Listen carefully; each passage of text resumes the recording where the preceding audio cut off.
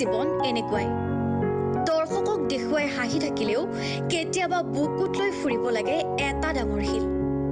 ঠিক এনেকুৱা এক জটিল পৰিস্থিতিৰ মাজতেই সময় কটাইছে অভিনেত্ৰী প্ৰিয়ম পল্লৱীয়ে বোলছবি গানৰ লগতে ধাৰাবাহিকত অভিনয় কৰি অসম ৰাইজৰ আশীষ বুটলিবলৈ সক্ষম হোৱা প্ৰিয়ম পল্লৱী এই অভিনন্দন থিয়েটাৰৰ নায়িকা যোৱা 22 আগষ্টৰ পৰা আৰম্ভ হৈছে এই থিয়েটাৰখনৰ নাট্যযাত্ৰা আৰু তাৰ এদিনৰ আগতেই প্ৰিয়মে হেৰুৱাব লগা হ'ল পিতৃক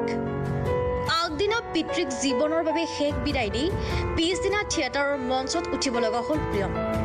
বুকুত যেন এটা শিল থৈ প্ৰিয়মে কৰি গ'ল সহাকণ্ডাৰ অভিনয় প্ৰিয়মৰ এই কঠিন সময়ত স্বামী ভৃগু কাশ্যপে এক আৱেগিক পোষ্ট কৰি সান্তনা দিলে প্ৰিয়মক ভৃগু কাশ্যপে লিখিছে দেউতাই সদায় তোমাৰ ধাৰাবাহিকবোৰ চাই থকাৰ দৰে দৰ্শকৰ মাজতেই বহি হাঁহি হাঁহি তোমাক চাই থাকিব